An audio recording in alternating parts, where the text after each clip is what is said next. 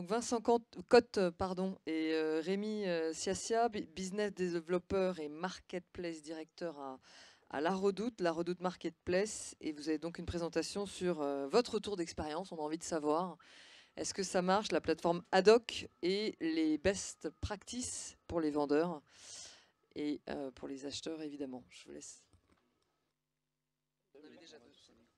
Parfait, merci pour l'introduction. Donc on voulait vous parler un petit peu de ce qu'on fait à La Redoute, particulièrement en termes de marketplace, et vous partager les conseils qu'on donne à nos vendeurs pour avoir du succès dans leur vente en ligne. Peut-être une petite introduction de La Redoute d'abord. Oui. Nous allons parler de La Redoute, de la marketplace en particulier, de notre vision de la marketplace, et partager avec vous donc ces facteurs clés de succès. Et on pourra finir par quelques questions. Alors une présentation de La Redoute rapidement, avec une actualité très riche depuis maintenant pas mal d'années, depuis 2014. Et la reprise, on va aller à l'essentiel avec les chiffres et on axera plus la discussion sur vraiment le cœur du sujet qui est la marketplace aujourd'hui. Aujourd'hui, La Redoute, c'est un internaute sur 5 qui a fait un achat sur La Redoute global. Si on entre vraiment dans la mode et l'ameublement, on est plus sur 3 internautes sur 5. Et on est la première enseigne online monnaie maison en France, donc sur nos catégories. Aujourd'hui, La Redoute, c'est 11 millions de visiteurs uniques par mois, donc on est considéré comme un média aujourd'hui. 10 millions de clients qui sont principalement des clientes, puisque 90%, comme c'est indiqué, de notre clientèle correspond à des femmes, ce qui est très intéressant pour nous, dans la mesure où elles achètent pour toute la famille, pour elles, pour les enfants, pour le mari. Elles sont très prescriptrices sur l'ameublement, etc. 99% de notoriété parmi les 18-65 ans en France. On est connu de tout le monde sur le territoire français, et 95% du CA est online. Donc ça, c'est un vrai nouveau. Et le passage au mode pure player, à l'instar du VP6. Donc nos ambitions 2021, et Vincent vous parlera du rapprochement avec les Galeries Lafayette juste après. Finaliser la transformation de l'offre habillement qui avait été initiée à la reprise en 2014. Développer le leadership sur le marché maison. Donc on a de très belles réussites sur le marché maison, avec 2 marques, notamment La Redoute Intérieure et MPM, des boutiques qui s'ouvrent, etc. Donc vraiment continuer à développer ça. On a par exemple l'ambition d'ouvrir 40 boutiques physiques d'ici à 2021. Tendre vers une organisation data-driven, donc ça vous parle, je pense, à tous, et on a tous ce sujet-là dans nos entreprises respectives. Agrandir notre parc de magasins, c'est ce que je venais de dire. Accélérer le développement à l'international. Aujourd'hui, on est présent dans 6 filiales et 26 pays au global. Et l'objectif ultime, c'est d'atteindre le 1 milliard d'euros de chiffre d'affaires, donc du coup d'ici à 2021. Donc Rémi, tu l'as dit, notre actualité, c'est qu'on a pu se rapprocher d'un groupe qui propose une offre excellente, un service excellent à ses clients, le groupe Galeries Lafayette. Donc La Redoute et le groupe Galeries Lafayette, au final, qu'est-ce que c'est? C'est un très gros acteur. C'est 20 millions de clients en France et à l'international. C'est un chiffre d'affaires de 4,5 milliards d'euros. C'est plus de 16 000 collaborateurs dans le monde. C'est une présence dans 15 pays, plus de 60 magasins, majoritairement en France. Et surtout, c'est le premier acteur du marché de l'habillement en valeur en France, avec une part de marché évaluée à 4,4%. Donc, pour nous, par rapport à La Redoute, acteur historique du VPC, acteur de vente en ligne, on a vraiment pu se rapprocher d'un acteur qui nous permet d'être en position de force sur notre secteur cœur de l'habillement. Aujourd'hui, on a un leader retail sur ces catégories qui s'associe à un leader e-commerce, et du coup, ça fait qu'on développe beaucoup, mais il y a pas mal de synergies très intéressantes à développer. Et donc, notre ambition, c'est toujours de devenir la plateforme lifestyle, mode et maison préférée des Français. Toujours en développant du coup l'expérience client. On a vraiment une vision orientée client, notamment avec le sujet dont on vous parle maintenant, qui est la marketplace. Donc pour rentrer dans le cœur du sujet, la marketplace. Pour rester sur le slide précédent. La marketplace, qu'est-ce que c'est? C'est une place de marché. En disant ça, j'enfonce des portes ouvertes, mais c'est important. On n'est pas en train d'inventer un nouveau modèle. On n'est pas en train de dire, parce qu'on est en ligne, on va faire les choses différemment. On n'est pas en train de changer les choses. On est simplement en train de transposer en ligne quelque chose qui est vu comme le monde, un marché. Un marché, c'est un endroit où des vendeurs viennent, c'est un espace où viennent des clients. et où des vendeurs viennent s'installer pour vendre leurs marchandises. Tous les mots sont importants là-dedans. La marketplace, ce n'est pas un retailer, c'est un espace qu'on offre à des vendeurs. Et toute la puissance du marché, toute la puissance de la vente repose sur les vendeurs. Cela dit, donc on va voir après comment transpose-t-on les recettes qui font du succès sur une vente offline, sur une vente dans un marché classique. On va voir tout à l'heure ces facteurs clés de succès transposés en ligne. Maintenant, là où on se positionne différemment d'autres acteurs du marché, puisque la marketplace en ligne, c'est pas nouveau, ça a quand même quelques bonnes années, c'est qu'on a une vision un petit peu différente. On disait, place de marché, un marché à la base, c'est un espace complètement neutre, tous les vendeurs viennent, n'importe qui peut venir, que vous veniez vendre de l'électronique, des vêtements, de l'occasion, des draps de lit, des meubles, c'est un peu standard. Et c'est le modèle sur lequel beaucoup de grosses marketplaces historiques se sont montées. eBay, Amazon, c'est tout à fait transparent. Il n'y a pas d'idée préconçue, tout le monde peut venir vendre sa marchandise, tout le monde a sa chance, et c'est très démocratique. C'est la transposition très exacte du marché de province, marché de quartier, sur laquelle vous avez des étals qui viennent, et les gens tentent. Certains vont avoir beaucoup de succès, vont rester, vont grossir, d'autres vont avoir moins de succès, vont partir. Notre vision à la Redoute pour la marketplace, c'est pas de répliquer encore une nouvelle place de marché de ce type-là. Notre vision, c'est les grands magasins. C'est là que notre rapprochement avec les Galeries Lafayette fait tout son sens. Parce que nous, la vision qu'on a de la marketplace, c'est pas une grosse pagaille avec plein d'offres et puis après aux clients de s'y retrouver. Notre vision, c'est on a besoin de cet espace en ligne où les marques vont pouvoir se présenter aux clients. Et pas simplement dans leur petite boutique qui est compliquée à trouver. L'équivalent online du compliqué à trouver, c'est votre petite boutique flagship et dans une petite rue, dans une ville en particulier. Non, vous êtes disponible pour tous les clients, vous êtes disponible là où il y a quand même un carrefour d'audience, un carrefour une grosse zone de chalandise, mais vous êtes dans un grand magasin. Et être dans un grand magasin, ça vous permet vraiment de mettre en avant la marque. Donc nous, la raison pour laquelle on fait une marketplace, c'est pas forcément pour pouvoir trouver de l'occasion, pour pouvoir trouver le bon plan, c'est pour pouvoir trouver un complément d'offres. La Redoute, à la base, fait ses produits. Il y a une historique de 180 ans de la marque. Depuis 180 ans, la Redoute manufacture des produits. Et donc, on a une belle offre, belle collection, mais on n'a pas tout. Et notre but, c'était de pouvoir offrir à nos clients une offre plus large. Encore une fois, on est dans un grand magasin. On va être sélectionneur. On a une vision de la mode. On a une vision de ce qu'on veut offrir à nos clients. Donc, tout n'a pas sa place. Toutes les catégories ne seront pas présentes et tous les types de produits ne seront pas présents. On fait très attention à notre rôle sélectionneur sur le style et sur la qualité des produits qu'on veut avoir. À titre de statistique, on reçoit beaucoup de demandes pour vendre sur la Redoute. On accepte à peu près 1% des demandes. La troisième chose à laquelle on fait très attention, c'est à la qualité de la présentation, donc à la qualité de la fiche produit. On n'accepte pas d'avoir ces super beaux produits électroniques que vous pouvez trouver ailleurs avec une fiche produit en allemand. C'est pas nous. Nous, ce qu'on veut, c'est de beaux visuels, on veut une belle description, on veut proposer quelque chose de qualité à nos clients. Encore une fois, c'est notre rôle de mise en avant de la marque, de mise en avant des produits. Le client vient chercher chez nous non pas du volume, il vient chercher de la qualité. Et on tient énormément à faire respecter l'expérience client de bout en bout. Que ce soit sur la gestion des livraisons, la gestion des réclamations, on insiste énormément auprès de nos vendeurs pour qu'ils proposent un service vraiment de qualité. On ne ferme pas la porte parce que même si notre statut n'est qu'hébergeur, on fait attention à ce qui se passe vraiment sur la totalité de l'expérience client. Donc la façon de faire ça pour nous, de créer cette plateforme, c'est une stratégie de partenariat avec les marques. Notre approche n'est pas de faire rentrer tout le monde encore une fois et puis débrouillez-vous, c'est vraiment d'essayer de rentrer en direct avec chaque marque et que chaque marque puisse proposer son ADN et vraiment puisse communiquer au maximum à nos clients ce qu'ils font. On est souple aussi sur les modèles de gestion. On n'a pas d'un côté une marketplace, de l'autre côté de l'achat ferme où on ferait un petit peu ce qu'on veut. On a vraiment une stratégie de partenariat bout en bout avec des modèles de gestion qui peuvent être mixtes. On a beaucoup de modèles.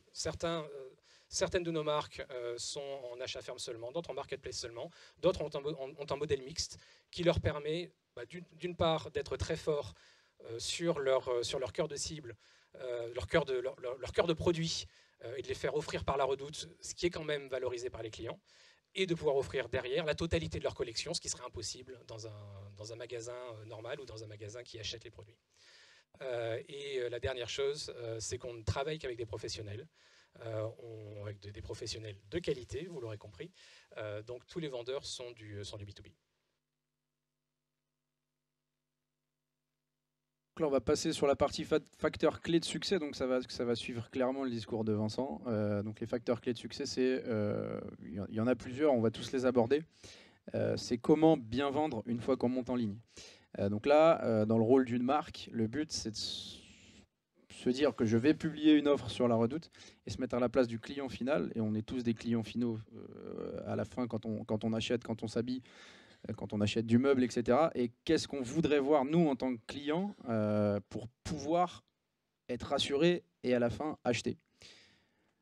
Les facteurs clés de succès, ils sont ici. Il y a 3 grands axes.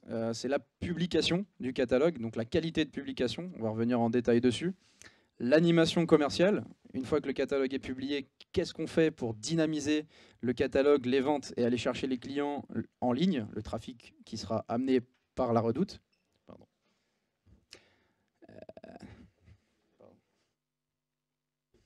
C'est dangereux. Et la relation client derrière, donc il y a toute la partie vente, transformation, mais il y a bien sûr l'après-vente par rapport à la marketplace qui va avoir un rôle essentiel, notamment dans le réachat du client. Au niveau de la publication catalogue, ce qui va être très important, c'est de rentrer dans l'univers de la Redoute. Pourquoi ? Parce qu'on a sur le web une nomenclature, donc on a des rayons qu'on a classifiés avec ce qu'on appelle des attributs, et il va falloir pouvoir rentrer dans toutes ces catégories. Ça, c'est le premier travail. Pourquoi ? Parce que nos clients, ils utilisent essentiellement les filtres. Le client, au final, il utilise peu le moteur de recherche parce qu'on a la chance d'avoir des clients qui sont des shoppers et qui vont rentrer sur le site pour une femme en se disant je veux une jupe. Donc elle va utiliser des filtres en disant je veux une jupe de telle sorte, de telle taille. Et ensuite, les jupes lui seront proposées via une page liste et une sélection de produits par rapport à ces filtres. Si vous n'êtes pas bien catégorisé, malheureusement, vous ne rentrerez pas dans ces filtres-là et ce ne sera pas bon pour le business et la transformation à la fin parce que vous ne serez pas proposé. Après, il y a la mise en valeur du produit, donc la vitrine. Ce qui est bien, c'est d'avoir des visuels en HD, qu'on puisse bien voir le produit, qu'il y ait plusieurs visuels aussi. Quand on achète une chaussure, par exemple, on aime bien voir le derrière, le dessous, le devant, la voir sous plusieurs angles, parce que ça rassure et on la voit. On aime aussi la voir portée, pour voir le rendu qu'elle a, parce qu'on est vraiment sur un modèle online. Il y a toute la partie titre, ça c'est pareil, dans les recherches, etc. Il y a toute une partie mots-clés, le descriptif, qui est super important parce que c'est commercial. Il y a une partie légale qui est de donner la composition du produit. Ça peut rassurer certains clients. On conseille aussi d'aller jusqu'au conseil d'entretien, etc. Ça, c'est vraiment pour avoir une fiche produit qui soit la plus complète possible. Mais le but derrière, c'est d'aller chercher le client, de le rassurer, de lui donner toutes les informations, ce qui fait que ça le transformera puisqu'il va acheter. Disponibilité, nouvelle collection, ça c'est pareil. Vincent le disait, on a vocation à proposer des nouvelles collections, à ne pas rester sur des anciennes collections, faire uniquement de la démarque, etc. Il faut que ça rentre vraiment dans notre modèle commercial, notre ambition et notre stratégie. Ça c'est très important. L'animation commerciale, dans un premier temps, c'est de relayer tout ce que vous, en tant que marque, vous pouvez faire sur votre réseau. C'est-à-dire qu'aujourd'hui, le client, il est partout. Il est tellement partout que parfois il est difficile à vraiment capter, mais on parle vraiment de multicanal, donc le client est partout. En relayant les actions que vous pouvez faire sur vos réseaux, etc., ça va dynamiser votre marque partout, et on l'a remarqué. Donc nous, on n'hésite pas à partager en fait notre calendrier commercial et à dire aux marques, vous pouvez vous adapter, vous pouvez aussi partager votre calendrier commercial, et c'est comme ça qu'on développe de belles opérations avec les marques en direct. Il y a un facteur clé de succès qui est essentiel, c'est-à-dire qu'on peut avoir un très beau catalogue, remonter, le client peut être conquis par le produit, vouloir l'acheter. Il peut acheter aussi sur la Redoute du vendu et expédié par la Redoute, du vendu et expédié par un autre marchand.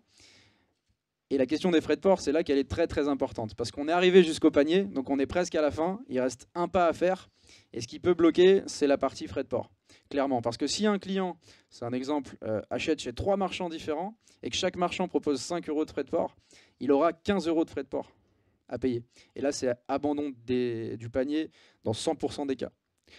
Notre cliente cible, c'est ce qu'on appelle la digital mum, parce qu'elle fait des gros paniers, elle a des enfants jeunes, et elle fait des paniers très souvent. Donc c'est la cliente la plus rémunératrice pour nous. Si elle fait un panier à 300 € et que malgré le fait que le panier soit à un prix élevé de 300 €, elle doit payer 5 € de frais de port, ça ne va pas lui plaire. Donc ça, c'est un vrai sujet essentiel. Essentiel. Dans l'animation commerciale, on a aussi, je disais tout à l'heure, la Redoute, c'est considéré comme un média vu son trafic. Le trade marketing, et on fera un point plus détaillé juste après dessus.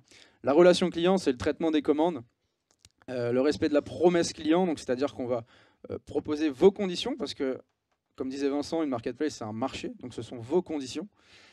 Il faut que derrière, ce soit respecté, effectivement. Le délai de réponse, relation client, c'est le global. Si vous êtes client, vous avez un souci avec un produit, si vous voulez l'échanger, vous attendez une réponse qui soit rapide, claire, et que derrière, ça suive. Voilà.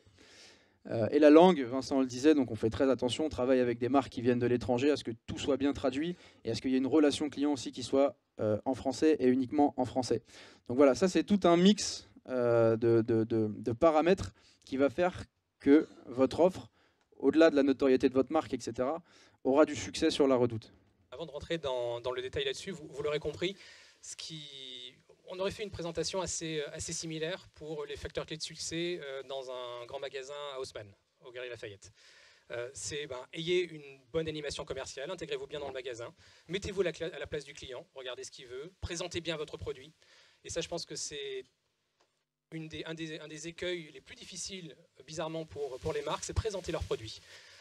La plupart du temps, les marques connaissent tellement bien leurs produits qu'elles oublient de se mettre à la place du client et de donner les infos de base, d'expliquer ce que c'est ce produit. Donc ça, c'est mettez-vous à la place du client, et puis après, une marque qui sait vendre offline saura vendre en ligne. Il suffit de trouver la bonne traduction. Et ça, c'est un vrai... par retour d'expérience, c'était dans l'introduction, notre retour d'expérience. On a des marques qui se disent, je vais me lancer en ligne, je vais me lancer en marketplace, c'est un projet nouveau. Et mon but, c'est de publier le catalogue. Publier le catalogue pour qu'il soit proposé. Je sais que la Redoute, il y a du trafic. Je vais publier mon catalogue et on va voir. Et en fait, la vraie question, c'est comment je vais publier mon catalogue. Et on voit la différence. Il y a des marques qui sont montées en ligne, qui ont refait ensuite leur visuel, leur publication, leur catégorisation, qui ont réinvesti. Et derrière, sur le potentiel et les résultats, c'est sans pareil. C'est sans pareil. Pareil sur le sujet des frais de port. Clairement, publication, frais de port, c'est les deux top sujets. Et après, bien sûr, il y a toute la partie fidélisation du client. Pour vous donner un exemple et étayer notre propos, là, vous avez une fiche produit d'un partenaire avec qui on travaille, une marque qui est Mango. Une fiche produit qui est très qualitative. Vous avez plusieurs visuels. Vous avez un visuel à plat, vous avez un visuel porté, et vous avez aussi la déclinaison des couleurs sur la même fiche produit.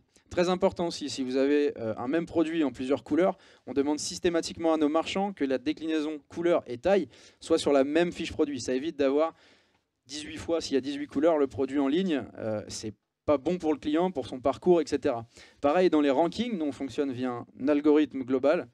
Si vous avez un produit qui se vend mieux en bleu qu'en vert, le produit du coup en vert remontera via l'algorithme avec le produit bleu qui se vend très bien dans les rankings. Donc ça permet de proposer vraiment toute la palette de vos produits directement. Donc là, vous avez tout qui est bien indiqué, les titres, la catégorisation est bien faite. Vous la voyez en haut, la catégorisation, il y a plusieurs rubriques.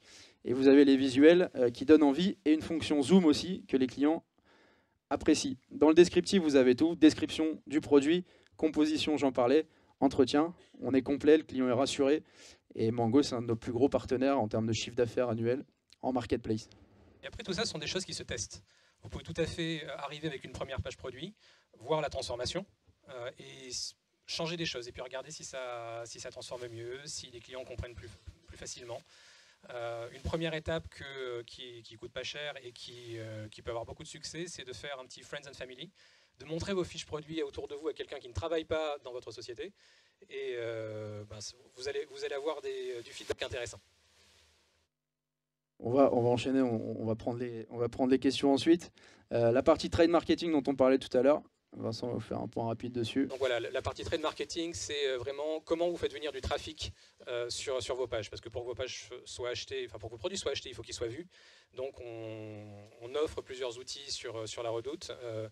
Vous pouvez avoir des campagnes personnalisées. On a une connaissance du client de 180 ans de connaissance client. qu'on commence à avoir une belle base. Il y a de la visibilité sur le site, il y a de la visibilité hors du site. On a une équipe dédiée qui s'occupe de ce trade et qui fait des reporting personnalisés ensuite. Et on a les campagnes, ça a l'air de rien, mais simplement la mise en avant de vos produits vous permet d'avoir cette petite étincelle qui va démarrer après toutes les ventes. Et on a après un boost du trafic sur la marque qui vient naturellement. Et donc voilà quelques exemples. Exemple avec Puma, avec qui on fait beaucoup de campagnes. Donc là, vous avez les différents éléments. Et un exemple de boutique, la boutique Adidas, qui est toute récente, avec le passage aussi au mode responsive. Donc là, on retransmet vraiment l'univers de la marque directement ici. Après, la marketplace au global, bien sûr, ça demande un travail côté partenaire. Et nous, on est armés. Donc nous, on est au business development. On est le premier contact pour les marques. Pour monter en ligne, on a une équipe technique qui est basée à Roubaix. Nous, on est basé à Paris. Et une équipe d'account manager, une fois que vous êtes en ligne, qui vous accompagne dans votre quotidien en tant que vendeur sur la Redoute et qui vous accompagne sur tous les sujets qu'on a évoqués. Il y a pareil, nous, après, on se charge aussi via le site du parcours client de tous ces sujets-là. Donc il y a un vrai accompagnement tant account manager, reporting, data, etc., que relation client aussi. On a 2 personnes dédiées à la marketplace pour la relation client. Donc tout est suivi aussi de notre côté pour qu'on puisse effectivement aller le plus loin possible et exploiter 100% de notre potentiel dans nos partenariats. On vous écoute pour les questions. Alors malheureusement, on n'aura pas le temps pour les questions parce qu'on ne peut pas déborder. Par contre, vous pourrez bien sûr poser des questions au moment du déjeuner ou du networking. On peut vous remercier tous les deux et comme ça on va enchaîner. Merci beaucoup. Merci à vous. Merci.